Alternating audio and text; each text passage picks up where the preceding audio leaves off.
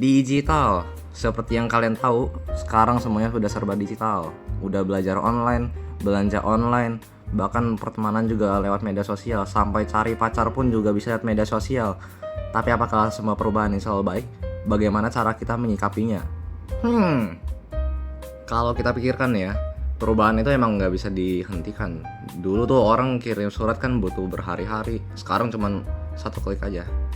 Dulu cari informasi harus ke perpustakaan, sekarang tinggal buka mesin pencari atau search engine.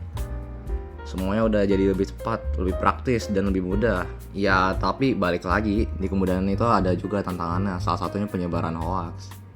Contohnya seperti kasus Ratna Sarumpait pada tahun 2018. Waktu itu beredar kabar bahwa beliau menjadi korban penganiayaan. Foto wajahnya yang lebam menyebar luas di media sosial. Terus banyak orang langsung percaya.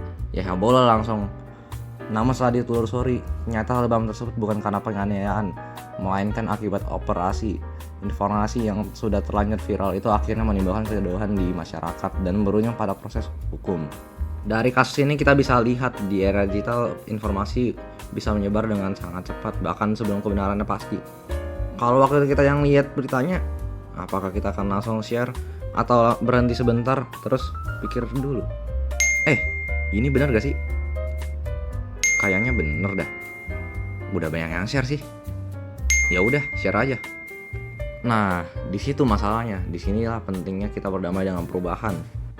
Kalau dilihat dari sudut pandang agama Buddha, perubahan itu emang bagian dari kehidupan. Dalam ajaran Buddha dikenal konsep anicca atau yang dikenal ketidakkekalan.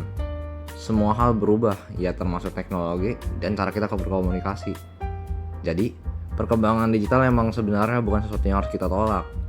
Lah, terus kalau begitu gimana cara berdamai dengan perubahan dengan benar? Ya, berdamai dengan perubahan bukan berarti mengikuti semua arus informasi tanpa berpikir. Justru kita harus menggunakan kebijaksanaan sebelum membagikan sesuatu. Dalam agama Buddha, kebijaksanaan itu penting. Kita diajak untuk berpikir dulu, mempertimbangkan dampaknya lah, baru bertindak. Dalam kasus penyebaran hoaks tadi, yang salah bukan teknologinya, tapi yang bermasalah adalah ketika seseorang tidak menggunakan kebijaksanaannya dan tidak menjaga kejujurannya. Padahal dalam Pancasila Buddhis, kita diajarkan untuk tidak berbohong dan tidak melakukan tindakan yang merugikan orang lain. Nah, sekarang kalau kita lihat dari sisi pendidikan kewarganegaraan, sebagai WNI atau warga negara Indonesia, kita hidup berdasarkan nilai Pancasila. Penyebaran hoaks, ya udah jelas bertentangan dengan sila ketiga, yaitu persatuan Indonesia. Karena informasi palsu bisa memecah belah masyarakat dan menimbulkan konflik. Hoax juga bisa merugikan dan mencemarkan nama baik orang lain. Ini berkaitan dengan sila kedua ya, yaitu kemanusiaan yang adil dan beradab, karena bisa merugikan dan mencemarkan nama orang lain. Jadi, dalam perspektif pendidikan kewarganegaraan, masalahnya bukan hanya soal salah atau benar, tapi juga soal tanggung jawab sebagai warga negara. Kita punya hak untuk berpendapat, tapi juga punya kewajiban untuk menaati hukum, dan yang paling penting adalah menjaga kesatuan. Lalu bagaimana kalau perubahan di era digital tidak sesuai dengan agama Buddha? Misalnya, muncul tren penyebaran fitnah, ujaran kebencian, atau konten negatif lainnya. Sebagai umat Buddha, kita diajarkan untuk mengendalikan diri, berpikir sebelum berbicara, dan tidak ikut menyebarkan hal yang merugikan. Tidak semua tren itu harus diikuti. Kita bisa memilih. Bagaimana jika perubahan itu tidak sesuai dengan hukum? Contohnya, penyebaran data pribadi tanpa izin atau berita palsu yang memicu kerusuhan. Dalam hal ini, sikap yang benar sebagai warga negara adalah iya, hanya dengan tidak terlibat dan tidak mendukung. Itu aja sudah cukup. Tapi jika perlu, laporkan kepada pihak yang berwenang. Taat hukum adalah bagian dari tanggung jawab kita sebagai warga negara. Jadi, berdamai dengan perubahan di era digital bukan berarti menerima semuanya tanpa batas.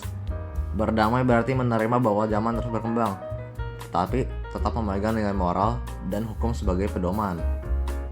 Karena pada akhirnya generasi digital yang cerdas bukan yang paling cepat menyebarkan informasi, tetapi yang paling bijak dan menyaring dan memverifikasi sebelum membagikannya. Di era digital, jari kita lebih cepat dari pikiran kita, tetapi sebagai generasi muda, pikiran jangan mau kalah. Pikiran kita harus selalu lebih cepat dari jari kita. Dan sekian seputar video ini, terima kasih sudah menonton. Semoga video ini bisa membuat kita semua lebih bijak. Saya izin pamit dan undur diri.